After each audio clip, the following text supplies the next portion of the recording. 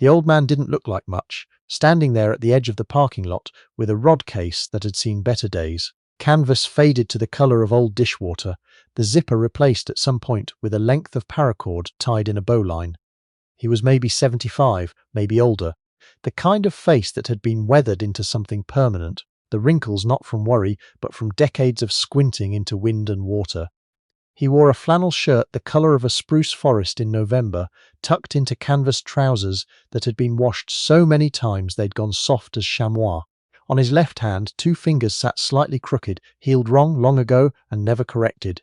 His name was Corporal Gilles Fontaine, retired, though he hadn't used that title in 30 years, and wouldn't have used it that morning either, if the registration volunteer hadn't found it on the old Provincial Fishing Association records when she cross-referenced his membership number. She'd looked up from her clipboard and said, "It says here, Corporal?" And he'd just nodded once, the way a man nods when he's acknowledging a fact he didn't particularly want acknowledged. The Rivière-du-Loup Open Fly Fishing Championship had been running for 11 years. It drew competitors from across Quebec and the Maritimes, a few from Ontario, occasionally someone from out west who'd read about the stretch of the St. Jean River that ran through the contest boundary, cold fast, lined with birch and balsam fir, and home to brook trout that had been feeding in the same pools since before anyone living had been born. It was not a famous tournament, it was not televised, but among the people who understood what fly fishing actually was, not the Instagram version, not the gear catalogue version, it meant something. It meant a great deal. The team from Fredericton arrived in 2 trucks. They were young or youngish, late 20s, early 30s, the kind of men who had good jobs and spent serious money on their hobbies. Their rods were carbon fibre, custom wrapped, the kind of thing that required a conversation with a builder and a 4-month wait. Their reels were machined from bar stock aluminum, anodized in matte black. Their waders were breathable Gore-Tex, their vests bristling with accessories in subdued earth tones that had been carefully selected to look effortless. They had a cooler in the back of the second truck that held their lunch, and a dozen cans of something cold, and they laughed easily, and often the way men laugh when they are confident and comfortable and among their own kind. Their team captain was a man named Bryce Calloway. He was 31, broad-shouldered, with the easy manner of someone who had always been good at things. He fished the Miramichi every fall and had placed in the top 5 at the New Brunswick Provincial 2 years running. He was not arrogant exactly, but he had the certainty of a man who had never been seriously surprised. Calloway noticed the old man at the registrations table. It would have been difficult not to. While everyone else moved through check-in with rolling rod bags and hard cases, and the general organised bustle of people who had done this before, Corporal Gilles Fontaine stood with his canvas case and a wicker creel that looked like it belonged in a museum, or a painting, maybe, of some other century, and waited his turn with the patience of someone who had learned to wait for things that mattered. Calloway leaned toward one of his teammates, a man named Dufresne, and said, quietly enough that he thought it wouldn't carry, "Think he's in the right tournament? Or did he take a wrong turn on the way to the retirement home?" Dufresne smiled. A couple of the others heard it and looked over. Fontaine didn't react. Either he hadn't heard, or he had heard and decided the remark wasn't worth the energy it would take to acknowledge it. He accepted his registration card, tucked it into his shirt pocket, and walked toward the river. What Calloway didn't know, what almost no one there knew, because Gilles Fontaine was not a man who explained himself, was that the rod in that canvas case had been built by hand over the course of 2 winters in a workshop behind a farmhouse outside St. Pascal. It was split cane, genuine Tonkin bamboo, sourced from a supplier in Vermont who still maintained contact with the original growers, the kind of material that had to be selected strip by strip, the fibres checked for density and straightness before any cutting began. Fontaine had split and planed and bound and glued and wrapped that rod himself, working in the evenings after the farm was settled, using tools that had belonged to his father and his father's father before that. The ferrules were nickel-silver. The grip was cork that he'd shaped himself, sanding it wet and dry through 6 progressions until it fit his hand the way nothing manufactured ever quite did. He had built 3 rods in his life. 2 had gone to his sons. This one he kept. The line on the reel was silk, not the synthetic stuff, actual dressed silk, which he'd stored in careful coils in a small tin box and dressed each season with the same linseed-based compound his father had used. The flies in his creel were tied by his own hands. Elk hair caddis, parachute Adams, a few soft hackles he'd developed over years of watching what the trout in this particular river preferred on cool September mornings when the light came in low off the water. He had been fishing this river, or rivers like it, for 53 years. Before that, he had done other things. There is a kind of man the military occasionally produces, not the kind the recruitment posters show, not the kind the ceremonies are organized around. A quieter kind, who comes back from wherever they've been and simply gets on with things. Gilles Fontaine had spent 22 years in the Royal 22nd Regiment, the Vendeus, including 2 tours in places he didn't name at dinner tables, and a period of time in the late 1970s that was classified in ways that remained classified. He had come home to the farm outside St. Pascal and planted a kitchen garden and fixed the fence along the lower pasture and not talked about any of it. His wife, Colette, had known him long enough to understand that the not talking was not absence. It was presence of a different kind. She'd been gone 6 years now. He still made her recipe for split pea soup on Sunday evenings in the same pot she'd used, and he still left a bowl to cool on the counter longer than necessary before he sat down to eat it alone. The morning light was coming through the birch trees when the first round began. Fontaine walked to his assigned section of river. Beats were drawn by lot, and he'd been assigned a stretch of fast water above a long pool that he happened to know well, having fished it 3 times before under different auspices. He stood at the bank for a long moment before he did anything, just stood and looked at the water. Read the current, the seams, the places where the fast water slowed and deepened, and where trout would be holding to conserve energy while waiting for food to come to them. 2 sections downstream, Calloway had set up with the efficient speed of someone who'd done it many times. His rod was rigged in under 3 minutes. His first cast was out in under 4.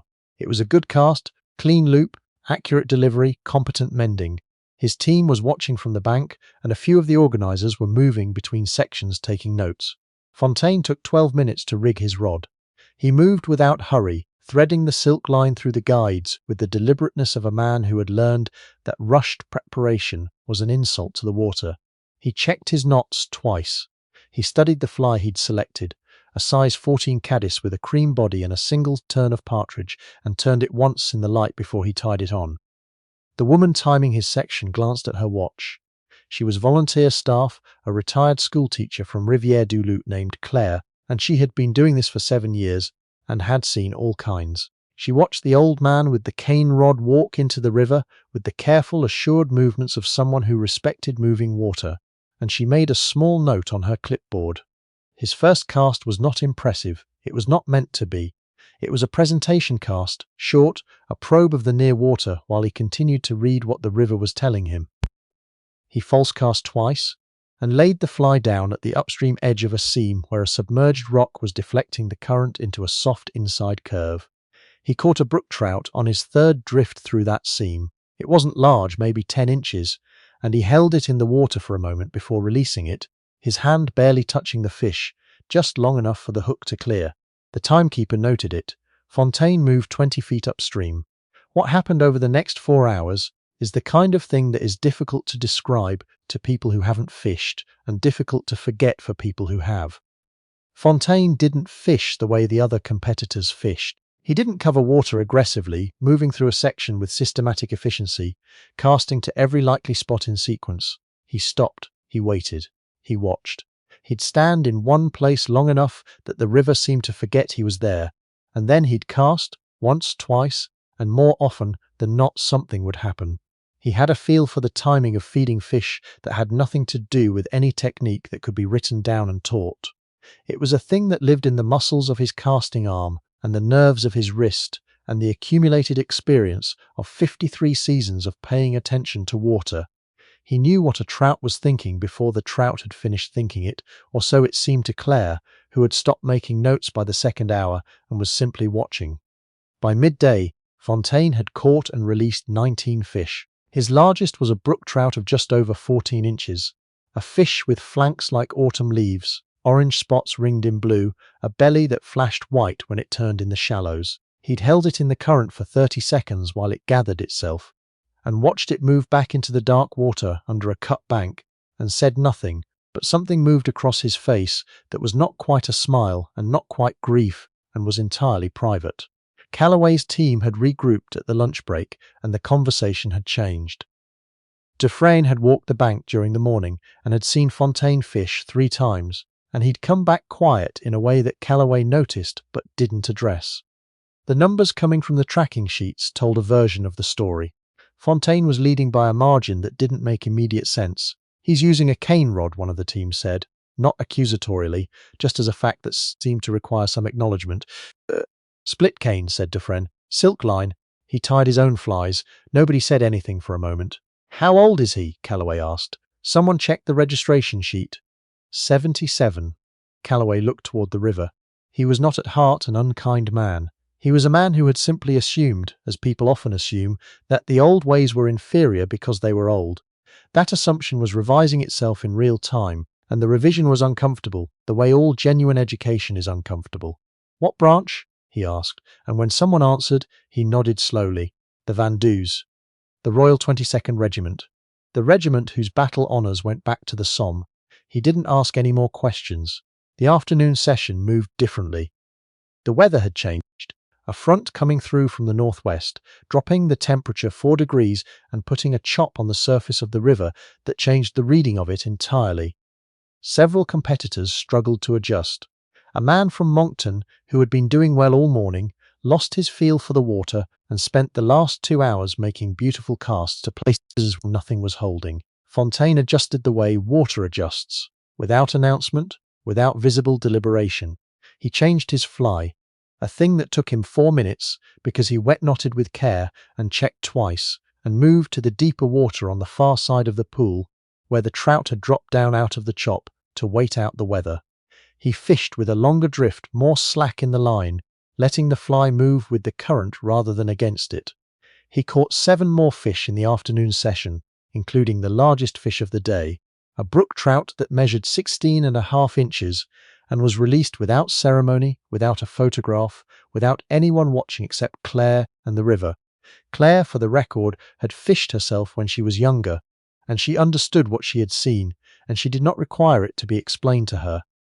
The results were posted at 5 o'clock on a whiteboard near the registration tent. A small crowd formed, the way small crowds form around posted results, with the particular mix of hope and resignation that attends any competitive outcome. Fontaine stood toward the back. He had changed out of his waders and was wearing his flannel shirt again, his canvas case on the ground beside him, the wicker creel hooked over one shoulder. His name was at the top of the board.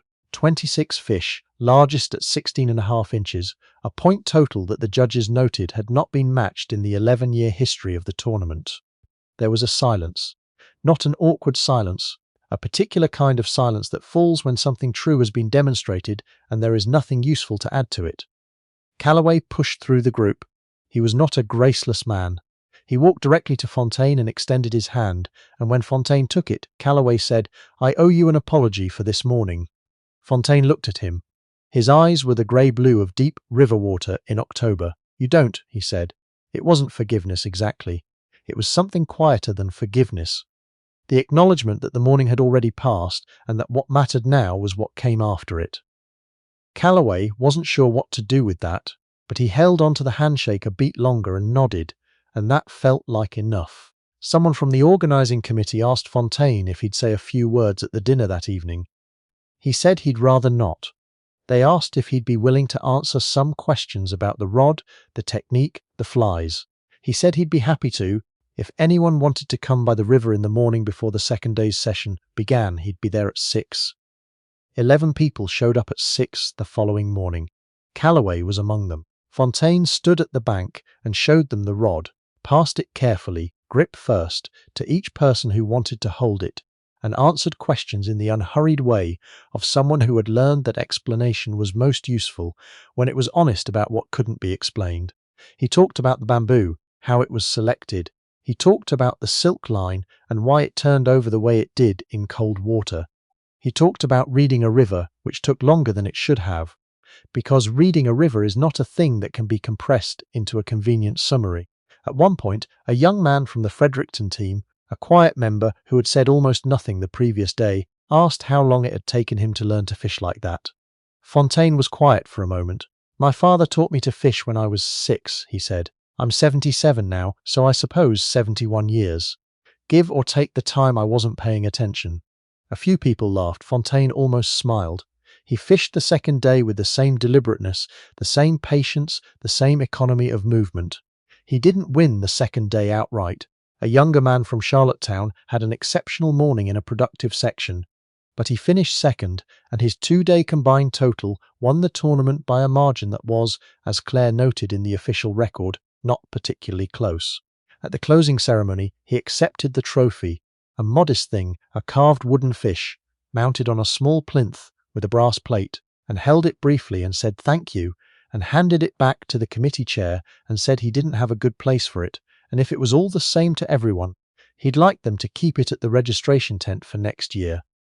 The committee chair wasn't sure how to respond to that.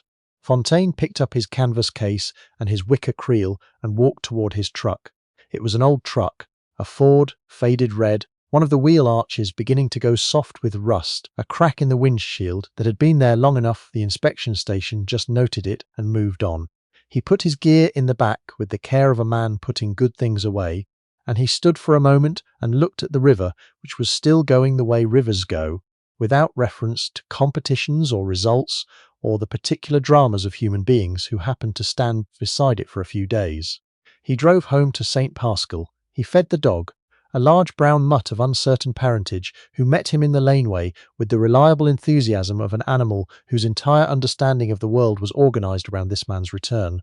He made soup. He sat at the table where Colette had sat across from him for 41 years, and ate in the particular quiet of the farmhouse in September, when the fields have given up what they're going to give, and the trees are beginning to say so.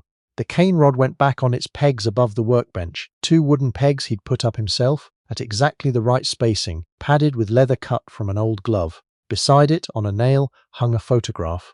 A young man in uniform somewhere cold, holding something, squinting into a white sky. The photograph was black and white. The young man looked very young and very certain and very far from St. Pascal.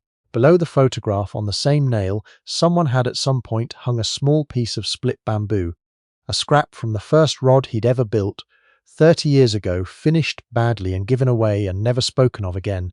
He'd kept the scrap because it was the beginning of something. That was reason enough. The dog settled on the mat by the wood stove and sighed. The river kept going.